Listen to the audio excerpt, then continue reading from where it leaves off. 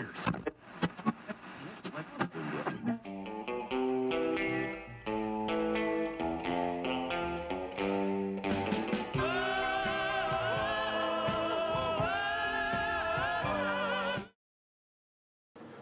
everybody, and welcome to Gregg's Vintage Workshop, where I'm restoring history one piece at a time. So it's been a while since I've created a video, and I apologize for that. It's been so busy around my house here and my workshop, and I've had other projects that I haven't videoed, such as the Reader's Digest AM/FM stereo 8-track player that Ron C. and I have a collaboration on. I finished my portion of it, and I shipped it down to Ron, and he's going to finish his portion of it, and then it's going to get auctioned off for, and the money go to St. Jude's Children's Hospital. So that's a great cause, and I'm thankful for Ron to do his piece of it. So for tonight, what we're going to start on is the farm radio, the Philco 41105 farm radio that I picked up about 3 years ago from Ron over at the Philco forum. And I haven't had anything to do with it since I got it. I knew I needed to get a power supply for it, and I'm ready to build a power supply, and we'll do that in this series. But tonight we're going to go ahead and take a quick look at it, start taking it, get it out of the cabinet, and just generally start with where we're going to start like we normally do. So without further ado, let's get started on the Philco 41105. It's actually cosmetically in really good shape. Let's see if we can zoom in a little bit. Probably the biggest defect that I see in it is right here. Somebody has cut a hole, physical hole. This is the dial plate, which I don't know if this originally had some sort of a glass in it or not. It kind of resembles my 41150 I have upstairs. I think it's a 41150 that I restored about 3 years ago, and it actually had a round type bezel on it that I recreated, and I had put a glass in it because it didn't have a glass. This one I'm assuming is supposed to have a glass because the needle's kind of pointing up, but that hole's cut in there, so I'm going to have to get a new one of these bezels. I don't know who cut the hole or what the purpose was, if they were trying to let light in or what the deal was. Until I get it out of there, I won't really be able to see exactly what it is, but we'll read down here a little bit. The grill cloth is actually in really nice shape. I'm pretty sure it's the original grill cloth. It's a little, right there, it's a little weak, but I'm going to try to keep from damaging it because I'm not planning on redoing the outside of this radio. I'm just going to clean it up probably with some Howard's Restorer. The decals are all really nice on it. Kind of dirty looking. I'm not sure how well you can see that in this light. Probably not great light for it. But all of the decals are intact on it, and the Philco is nice on it too, up there at the top. Like I say, it's overall in pretty nice shape. Let me back out a little bit here. I'll show you the sides. So there's that side. I'll say it's pretty good. And then the other side.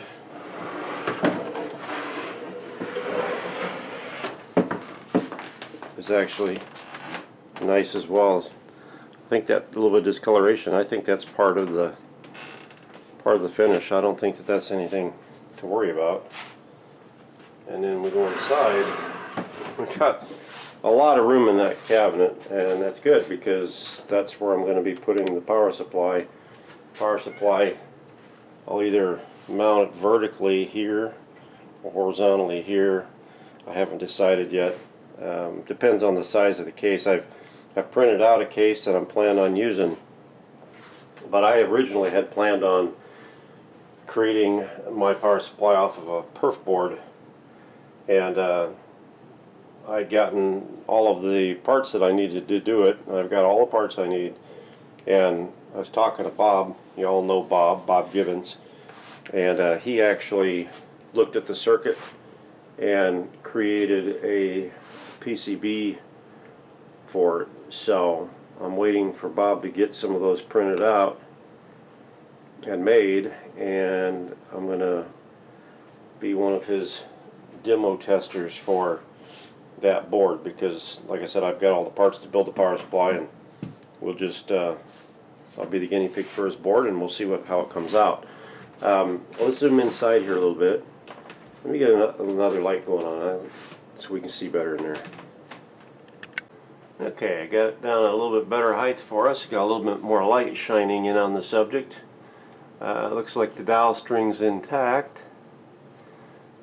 Bill, as you can see up there, we got the dowel string intact.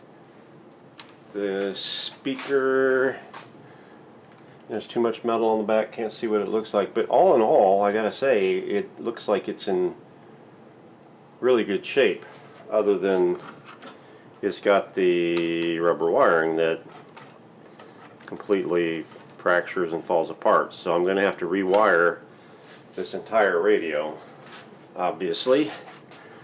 So, and I don't know if you were in camera when I showed you that, but maybe not. But this wiring is all brittle. It's nicely colored, but it's all brittle and falling apart. As you can see, as I do that, it just kind of completely disintegrates. But everything's intact. This is a push button radio as well. See, we got a lot of, looks like trimmer patterns up here. Looks like a lot of trimmer patterns, and looks like all the tubes are in it. So anyhow, let's get started. Pull that chassis out of there. Pretty thin chassis. That's going to be tight inside there. Looks like it's only about 3 inches deep front to back, but let's get that thing out of there.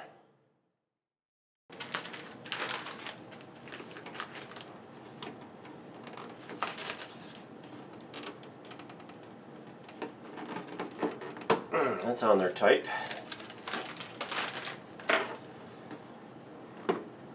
That one not so bad. At least the knobs have the metal springs.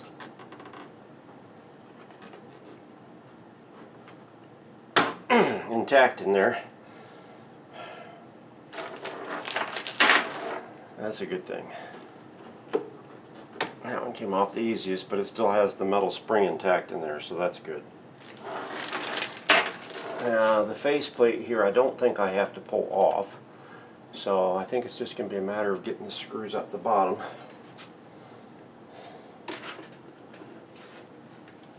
Let me resituate this thing. So looks like the original hardware is missing one of the hex head screws right there. So it's an original 1/4 inch, I think, hardware. Yeah, that looks original to me. Unfortunately, it's missing that one, which is a shame. I'm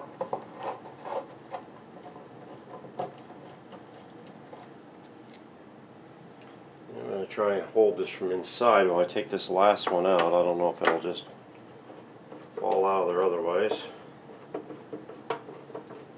Maybe not. It does have the push buttons in there. Okay, so it didn't fall out. That could be good or that could be bad. It could be stuck or something else. It has to come out. Let me... No, we're not going to worry about that. It does still have the original feet on it, which is good. I just have to put new felts on them. Alright, let me flip this up. Okay, so it appears that there is a Phillips head screw right here and a Phillips head screw right here that is holding this upper portion. So let's take those out and see what happens, if it will pull out then.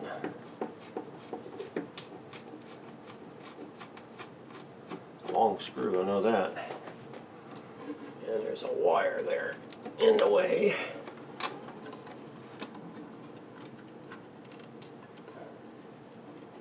And a washer I don't want to drop. But it's gonna, oh, okay, it's part of, that's actually one of those rubber bushings. It's not a washer, it's a spacer. I'm pretty sure.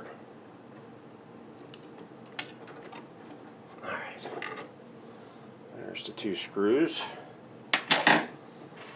Let's see if it'll pull out now. Yep. Yes, it will. There's the battery power supply connector. I've got something in mind for that for the power supply.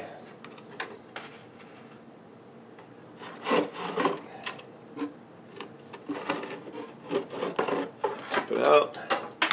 Yeah, I'm pretty sure that's the original grill cloth in there. Alright, let me move this cabinet out of the workshop here and into a different area so it doesn't get damaged. Okay, so as we get a little bit closer look at this radio, if we go from left to right, looking at it from the back right here, this is going to be the 1A7G converter tube right here that I'm pointing out with my screwdriver. Of course, here's our tuning condenser, which is pretty frozen up. It moves, but it's really tight. And then the next tube over is going to be the 1N5 IAP amplifier tube right here. And then this tube right here is going to be the 1H5G second detector and first audio tube. And then these 2 tubes are pin-toed push-pull audio output tubes, the 1A5Gs. So that's the way it's going to go in this order here as it works across the radio to the output. And then right here, I'll turn that a little bit, these 2 rotten wires are marked as the antenna, so those are the antenna wires. And of course over here is our power supply, which is going to be a 1.5 volt filament supply and a 90 volt battery positive supply. And that's what I got to build the power supply to be able to furnish. I'd love to get the female section for this, but I don't have it. So what I've done is I've purchased some sockets, multi-pin socket, like 6-8 pin socket, and the mating male portion as well. And I'm going to save this. I won't use it, but I'm going to wire up so that I'll have a similar situation. It just is going to be a multi-pin, and I'm going to take some of the pins off of it, and that's what we'll do to kind of keep it sort of the way it's supposed to be. It does have the push button tuning, and so this should be a nice little set, but it's going to take a lot of work because all this rotten rubber wire has got to be replaced. Basically every wire in this radio is going to get replaced. I'm going to have to clean it up. Now the other thing I was noticing, let me lower you down a little bit. I guess that's the best I can lower you down. Let's zoom you in a little bit. How about that? Remember I said I had that hole chopped in that? Well, that hole has something to do with this piece, which is actually spring-loaded. And I think it shows something, and I can't read what it is. We'll turn it around and see if we can see what that says. But it still needs to be, the dial still needs to be replaced, because as you can see, if I flip this down here, maybe you can see, this is all like bent up and messed over. So hopefully somebody's reproducing this. But let's turn it around here. I'll back you out a little bit.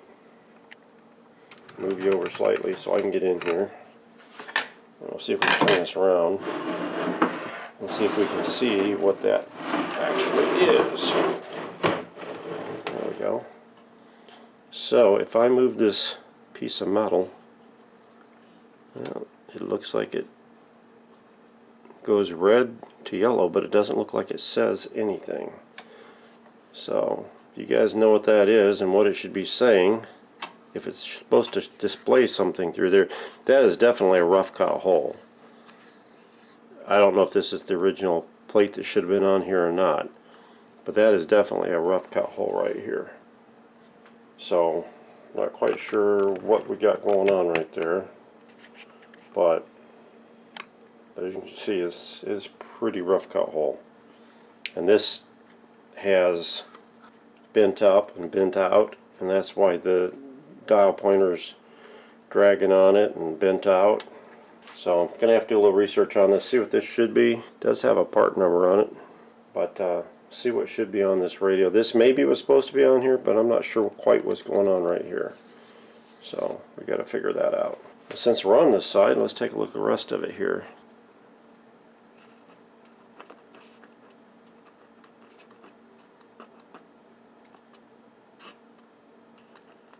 It might be rubbing slightly. Might just need to be cleaned out. There's no tears in it. And I don't know if that was a tear at some point somebody else fixed or not. But right now there's no tears on it. The gasket's off and needs to be re-glued. You can see the dial string. It's on its last legs. It's kind of bare, threadbare through here. You can see the outer and there's the inner. That's going to be a long dial string to string, but we'll make it happen. The little transformer here kind of got some cracked wax on it. Put you down there, you can see that. But you know, overall, it's not in that bad a shape. I am going to have to get quite a few of the proper rubber grommets for the tuning condenser and also for up here.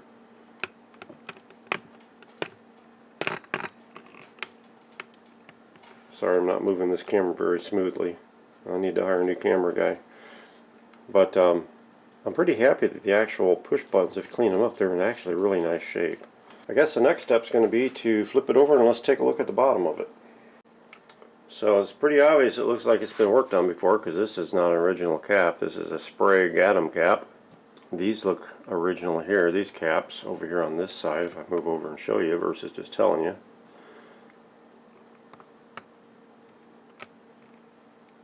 And the coils actually look pretty good. I don't know that that's original.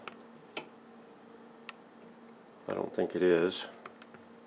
Anyway, I think what I'm going to have to do is start taking this apart, get the speaker out of the way. I think I'll test the tubes and make sure the tubes are okay so I can get some parts on order if I need to, and test the transformers and such on it, IF transformers, antenna transformer, and see what may need to be rewound or not. We do have a wafer type switch here. Clean those contacts. Check the power switch, controls, and I'll get some of the stuff apart and then we'll come back.